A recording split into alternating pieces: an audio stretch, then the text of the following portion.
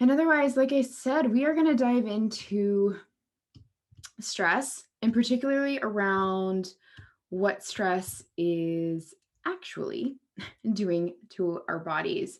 I think we have now, or I mean, I shouldn't say now because this was a problem before. Let's be clear. Stress was a problem way before the pandemic. Um, it's just magnified it, right?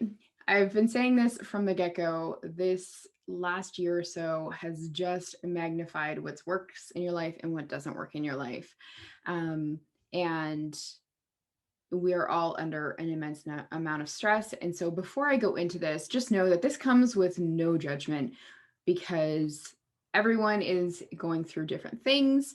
Everyone is managing different challenges in their life right now. Um, some people have a little easier and some people have a little harder, but no one's getting through this unscathed. Um, but, and so, like I said, I say that with all the love in the world, but I do believe that there is still things that we can do to help ourselves that are simple, that are easy. We do need to take some responsibility in it. But sometimes I also think, and what I was getting to before was that we have gotten into a space where we think that this living in chronic stress is just this new normal.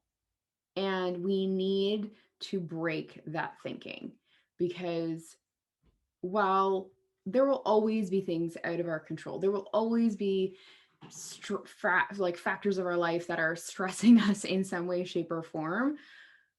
We as humans can learn different tips and techniques to decompress, to help manage both mental and physical stressors. But what I wanted to kind of dive into today and chat with you about is really some of the things that are like honestly happening in our body. And because I think, we know that stress affects us, but we underestimate the amount of stress, or we underestimate the effects that stress has on our body. So, good or bad stress, right? Even just being busy with, like, when I say good or bad stress, like even just being busy with wonderful things can still feel very stressful in our body, right? It's why we always need to kind of balance through this, like even in working out, like our exercise, like we need to balance exercise with rest, right? Because too much rest or too much exercise is always going to end up leading to issues.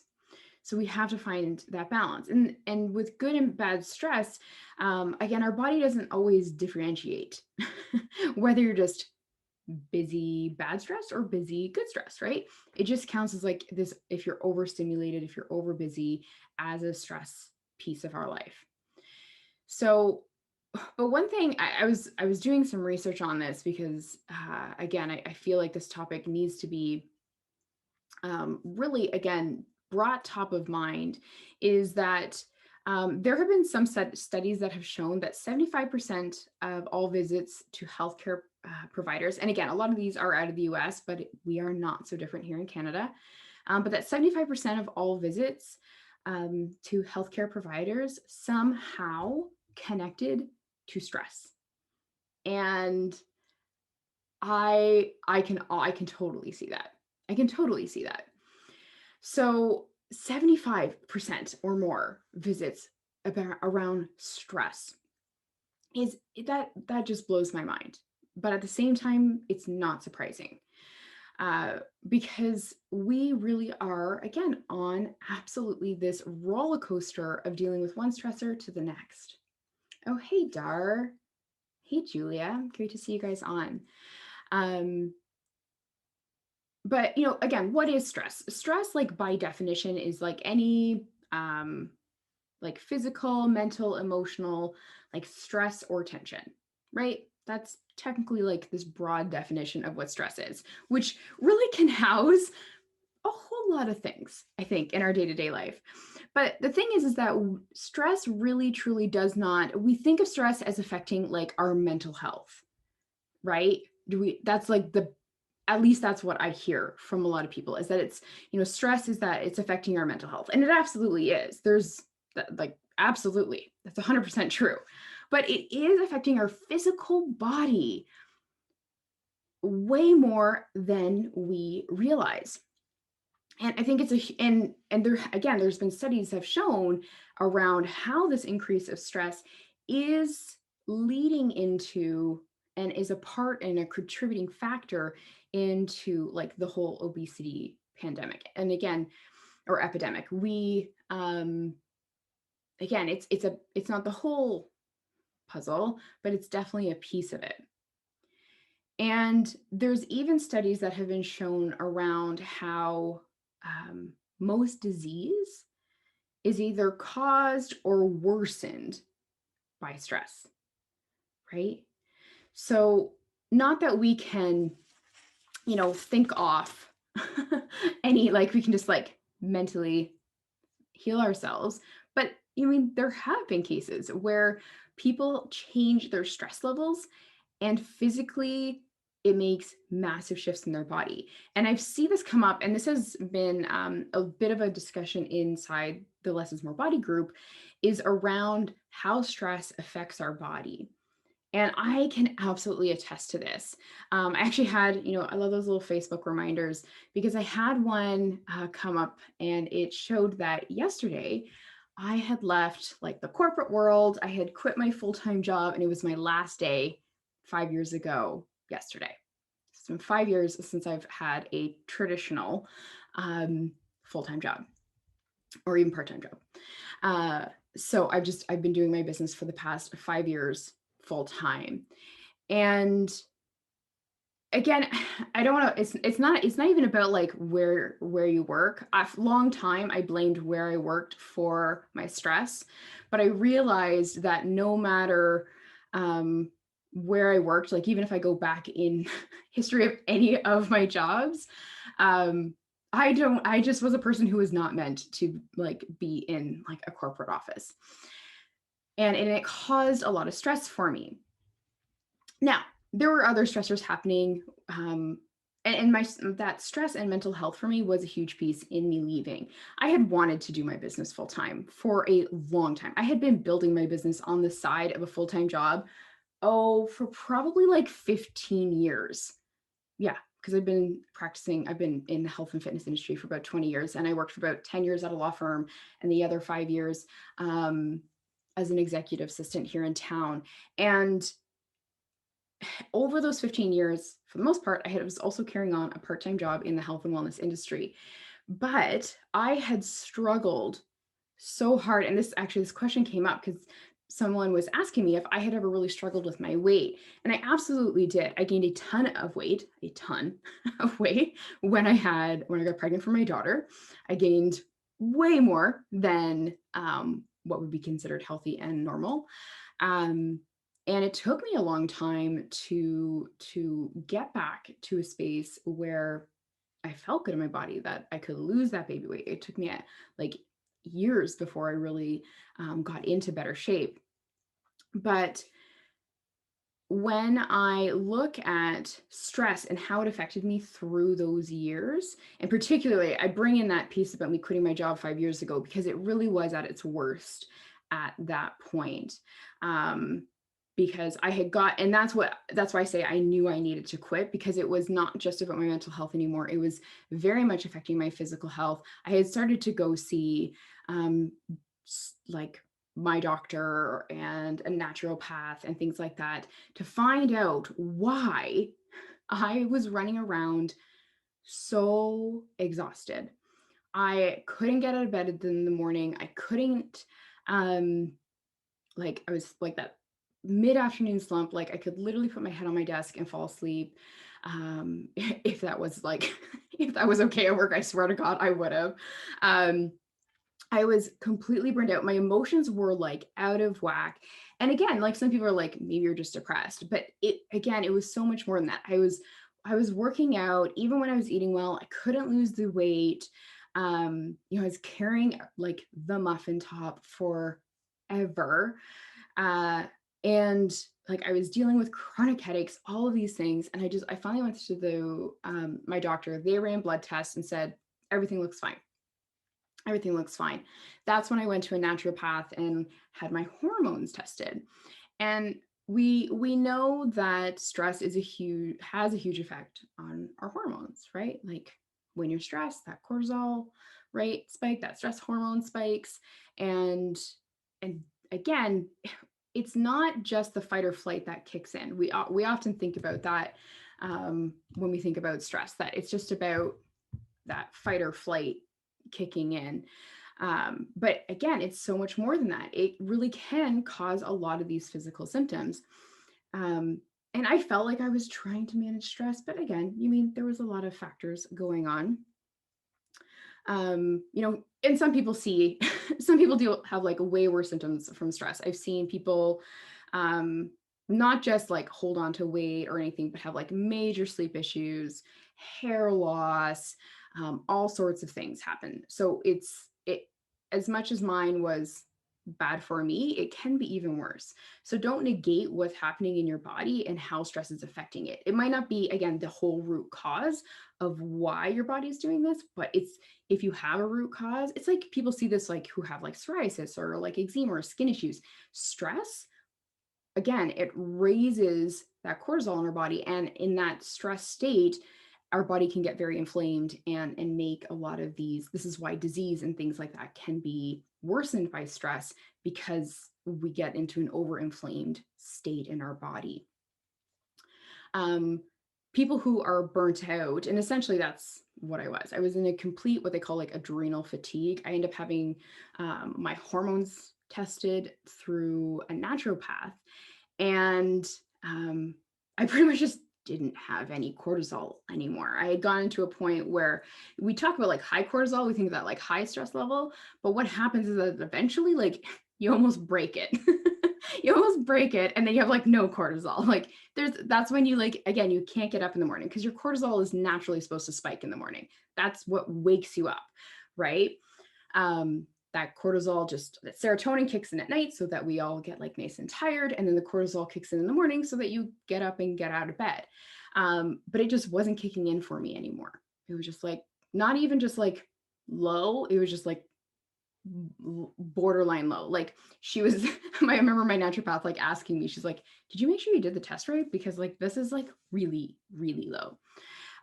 But it made a lot of sense. I was just high stress. I have, again, this is part of my personality too. High expectations. I'm a go, go, go kind of person. And so it's really important for me to, reel it back, slow it down.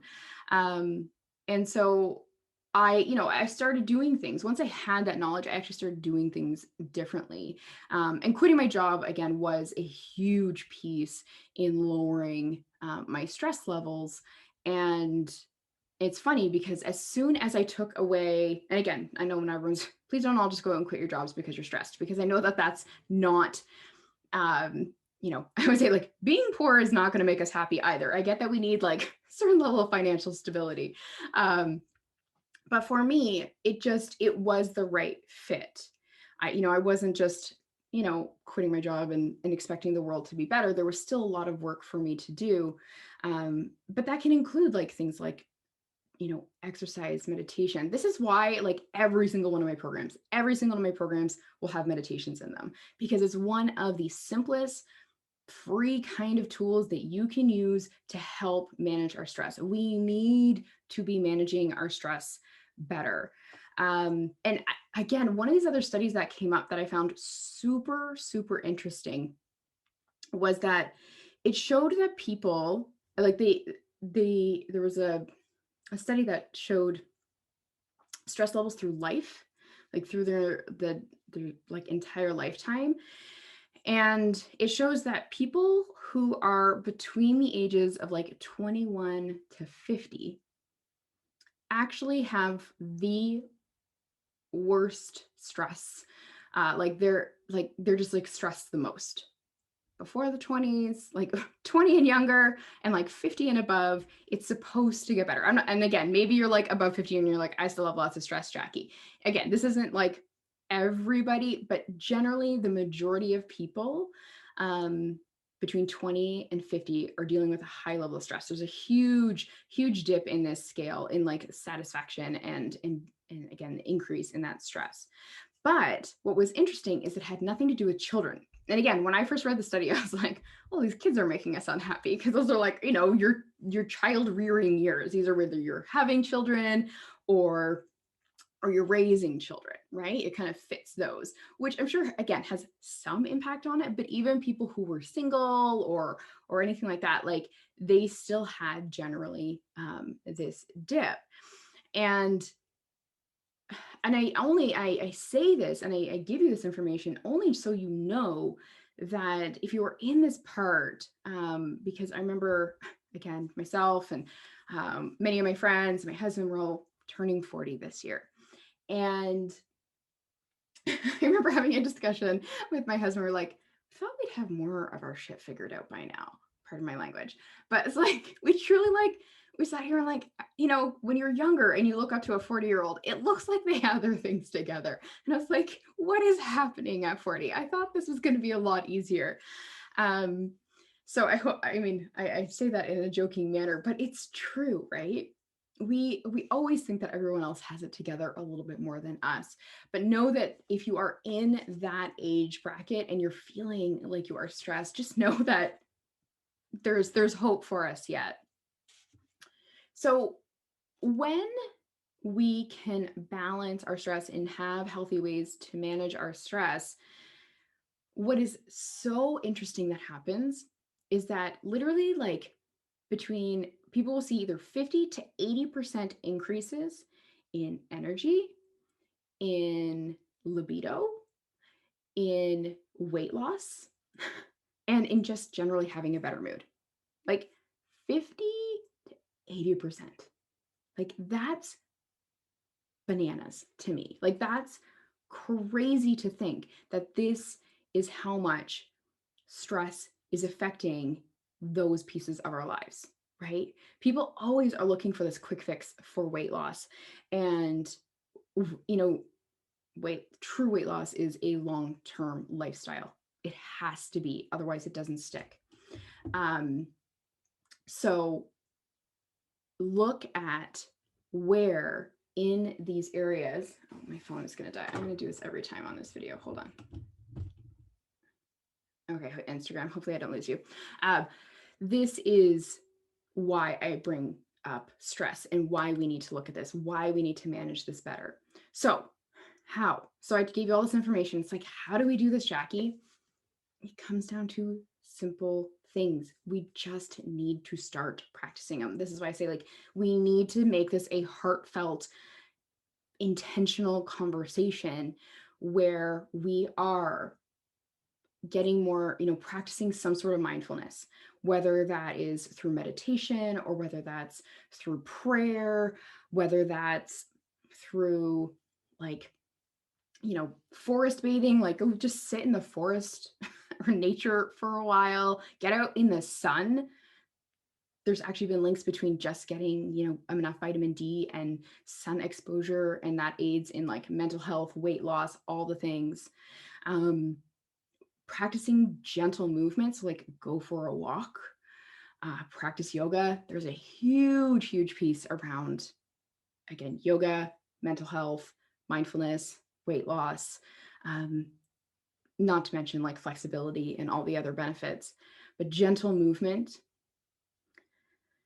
And then you can also look at supplementation. And I won't even get into the supplements because that's a whole other conversation. There's different supplements depending on whether like you're dealing with a high cortisol or low cortisol, but some that are just generally across the board are good omegas, vitamin C, vitamin D. And again, getting good quality sources of this. Do not cheap out on supplements, people. Do not cheap out on your health. But just those few things, a mindfulness practice of some sort, gentle movement, and some basic supplementation can be a game changer and literally can decrease your stress and increase your energy, increase your libido, increase your goal of weight loss, increase your mood just by doing a few of those simple things. And we're not doing it. But it always comes back to that saying of like, what's easy to do is also easy not to do. So again, I share and I bring in some of these statistics today just to hopefully inspire you to take charge and know that any movement forward, anytime you are taking care of yourself, ideally you're going to do all these things every day. You're going to, right? You're going to supplement, you're going to do some yoga or go for a walk every day. You're going to meditate or pray or something and bring that mindfulness and awareness in. But if it's not every day, at least doing it a few times a day. Figure out what works best for you, what feels best for you. That's actually how I got into yoga way back in my early 20s. I was really stressed out and was working out at the gym. Again, still holding on that muffin top. Whenever I'm stressed, that's when my muffin top comes back in. And I went to a yoga class. I went to a yoga class. I was like, I'm going to try this out, hear all the things. It was, super popular. There were studios popping up everywhere. And I went to a yoga class, just like a beginner class. And I, to this day, can remember the moment of driving home after that first yoga class, thinking that I could take on the world. I felt like an entirely different person because this weight had just been like lifted from me. I felt so good in my body and my mind, and I was just hooked ever since. So try different things. Maybe yoga's not you're going to be your thing. Maybe it's going to be a run. I don't know. But if you don't explore, you'll never know. So that is my thoughts for this Thursday. I hope you guys enjoyed this. I hope this inspired you to take care of yourself in one way, shape, or form. And like I said, otherwise, I'll be back next Thursday for some other new rant. If there are things that you'd love to see me chat about, like pop them below, let me know. Or if you have questions or comments, please let me know. If you love this, share it out. Right? Sharing is caring, especially for any of us small business owners. Thank you guys for joining me today. And otherwise, I will see you guys next Thursday. Bye, everyone.